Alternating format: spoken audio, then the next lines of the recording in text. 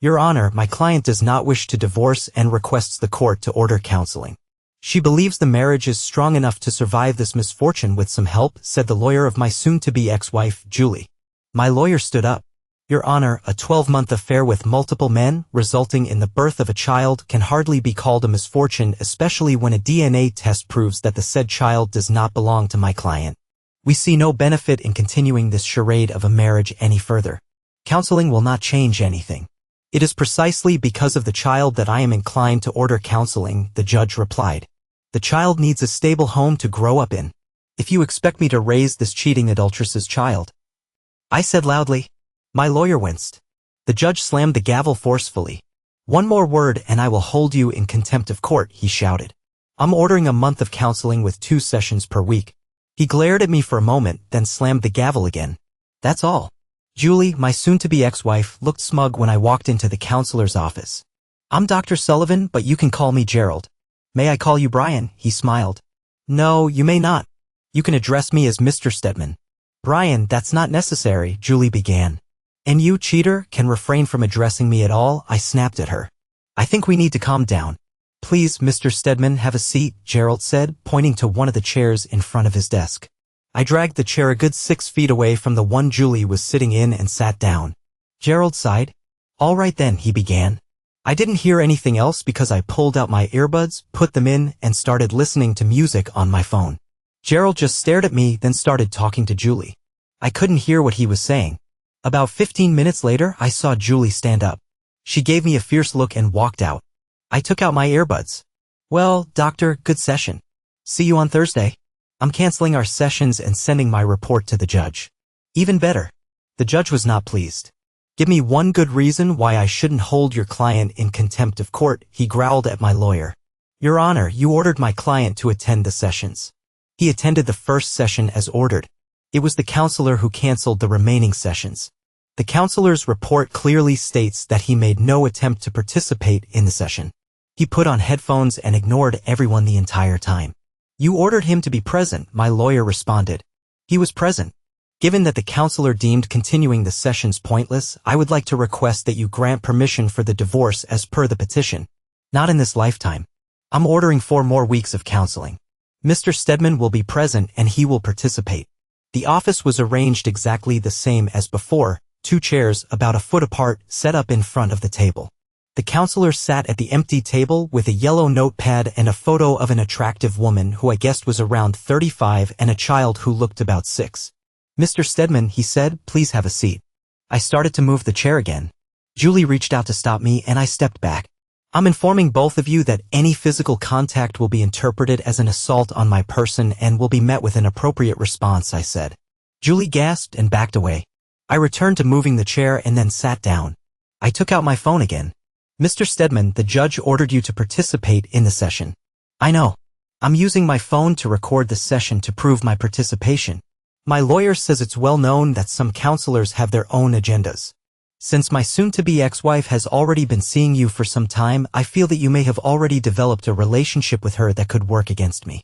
And what if I object to recording the sessions? The counselor asked. Then I'll go back to court and request a different counselor. That's an option too. The only reason I haven't done that yet is because it would cause even more delays. Julie, how do you feel about the sessions being recorded? He asked, looking at her. It doesn't matter, she said, waving her hand. Can we just start? All right then, Gerald said. What I'd like to do first, Before we begin, I interrupted, may I ask a question? Of course, he said. You can ask questions at any time. I may ask you to hold off on questions during certain moments of the process, but right now, go ahead, he added with an encouraging smile. Have you already slept with her? Julie gasped, but Gerald didn't seem bothered. No, Julie and I have not had and will not have any sexual contact, he said calmly. That would be inappropriate even if I weren't already happily married. Does that answer your question? I nodded. I believed him. He must be one of the few men Julie has met in the past year who hasn't slept with her. Then, all right. As I was saying, what I'd like to do first is establish our expectations. Since I've already had several conversations with Julie, I'd like her to outline what she hopes to achieve in these sessions and what her desired outcome would be. I'd ask you while she's speaking to refrain from comments and questions until she's finished. Once Julie has told us what she hopes to accomplish, I'll ask you to do the same. I refrain from commenting. I didn't look at Julie when she started speaking. First of all, Brian, she began. Don't talk to me, I growled. Talk to me, Julie, Gerald said. Tell me what you'd like Mr. Stedman to hear. I want him to hear how sorry I am for the pain I've caused him. I know I did the wrong thing, but he was spending so much time away on his business trips and I was lonely. I understand how much I hurt him, and if I could go back and change the past, I would give anything to do that. I love him more than anything in the world. I know we can get through this. If he would just give me a chance, I would show him that I can be the best wife a man could ever dream of. We could raise our child together and give him a wonderful life, maybe even a brother or sister. I want us to be together. I know we can do this. I know we can make it through. Gerald smiled at Julie. All right, thank you, Julie. Now, Mr. Stedman, what would you like to say? I glared at him. I would love to see a festering adulteress contract a rare and incurable disease and die a slow and agonizing death. Julie burst into tears and ran out of the room. That didn't help, Gerald remarked. I'm not here to help you. That adulteress spent a whole year sleeping with half the men in town, got pregnant, and tried to pass the child off as mine.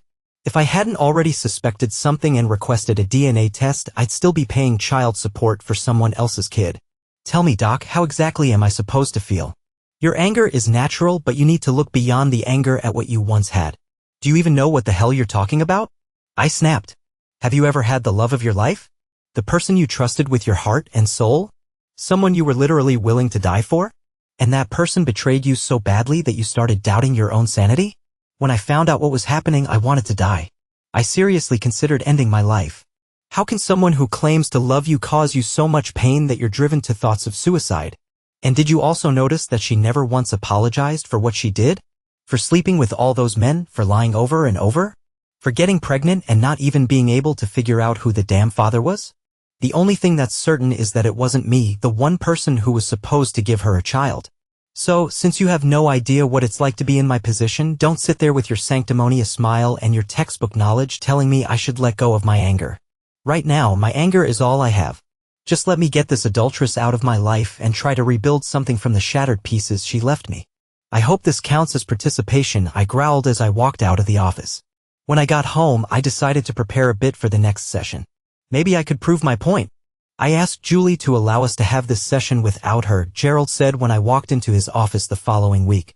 I feel we might make more progress individually at first. As long as this still counts as court-mandated counseling, I'm more than happy not to be in the same room with that woman. I sat down, placing the A4 envelope I was holding on my lap. Can we try to refrain from name-calling, please? It's unproductive and just gets in the way. I don't want to be productive. I just want to get through these sessions and get this adulteress out of my life for good. I never wanted these sessions. She's just determined to cause me as much pain as possible. She doesn't want a divorce because the prenuptial agreement leaves her with nothing. So she's trying to force me to take her back. That's not going to happen. And what about the child? He's innocent. Surely he shouldn't be punished for her. He's not my problem and not my responsibility. By your logic, I should take in every stray who couldn't keep her legs closed and got pregnant. Those children have nothing to do with me and this child doesn't either. Why are you so certain that there's only one outcome? You obviously loved her very much. That kind of feeling doesn't just disappear overnight. Your anger is masking it right now, but once it subsides, and trust me, you'll find there are still feelings you can build on. Feelings you can use to rebuild your relationship, maybe even make it stronger. That smile returned again. I wanted to punch him. It was time to give him a taste of his own medicine. I pointed to the photograph on his desk. You have a nice family. Been married long? We're not here to discuss my 11 years if my sources are correct. Childhood sweetheart. Married right after college. Waited to have kids. And then little Ethan came along. How old is he now? 9? This photo must have been taken a couple of years ago. How do you, he started to say. But did you know that dear Cheryl has her own secrets?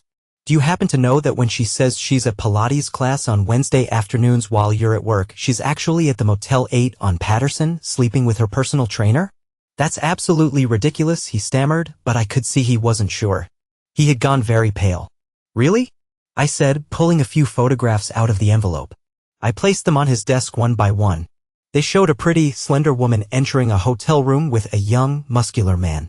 He had his arm around her waist and they were looking at each other lovingly. I pulled out a DVD and placed it on his desk as well. There's also a video recording from inside the room if you need real proof of what they're doing. It's pretty explicit, so if I were you, I wouldn't watch it. I made that mistake when I got the private investigator's report. Those images will haunt me for the rest of my life. He looked like he was about to be sick. Oh, and one more thing. Ethan. No, he said quietly. Please, God, no. I pulled a DNA report out of the envelope. It seems the fitness instructor isn't the first. I think he's too young to be Ethan's father, but whoever the father is, it's not you, I said quietly. He stood up and ran to what I assumed was the bathroom adjoining his office. I heard him retching loudly into the toilet. Now do you understand? I asked him when he sank back into his chair, tears streaming down his face. He looked at me with lifeless eyes. Now you see the pain she caused me and why I have to get her out of my life. He nodded weakly. Good. There's one more thing you need to know. He looked at me with fear. There's more? He asked plaintively. It's all fake. None of what I just showed you is real. As far as I know, your wife is as loving and faithful as you believe her to be, and Ethan is your son. But the photograph, Photoshop. It's amazing what you can do with a few social media posts and a bit of time and effort, I replied grimly. If you had asked anyone even remotely competent to examine the photos, they would have told you they were all fake. I pulled a few more photos out of the envelope. But to prove it, here are the originals from which I made them. His face began to flush, and I wondered if he was about to attack me. And the DVD? He asked. Blank disc. The DNA report? It's actually the DNA report for the child of my soon-to-be ex-wife, the cheater. I just changed the names and dates. He sat there for a few minutes, stunned, as fresh tears ran down his face. Why would you do this? What could you possibly hope to achieve by destroying my marriage and my life? That was never my intention. That's why I told you almost immediately that it was all fake. I never wanted to cause you or your family any irreparable harm. I just wanted you to truly understand, for once, the pain I went through, the feelings of loss, anger, and betrayal. You only experienced it for a few minutes. I'm still living it. Your brief suffering is my life now and in the future. Forcing me to sit here with that adulteress, listening to her spew her nonsense about how she loves me and wants me back, just means I have to keep reliving the pain over and over. There are laws against cruel and unusual punishment. Why aren't they applied in this case? I just want to move on, try to pick up the little I have left, and continue with my life. Why can't you and the courts let me do that? I gathered all the papers from the desk and put them back in the envelope. I'm truly sorry I had to do this, but I needed you to understand. I walked out of his office. Your Honor, I have the report from the court-ordered counseling sessions that my client was instructed to attend. My lawyer addressed the judge once more. I have a copy, the judge growled. It appears that the counselor feels, even after only 3 out of 8 sessions, that this marriage cannot be saved and that, for the well-being of all parties involved, including the child, the best course of action would be to grant the dissolution. Yes, Your Honor, I request that you order the dissolution of the marriage as per the petition. The judge looked at me for a long time. I stared straight ahead, unwilling to meet his gaze. Granted, he finally said, striking his gavel.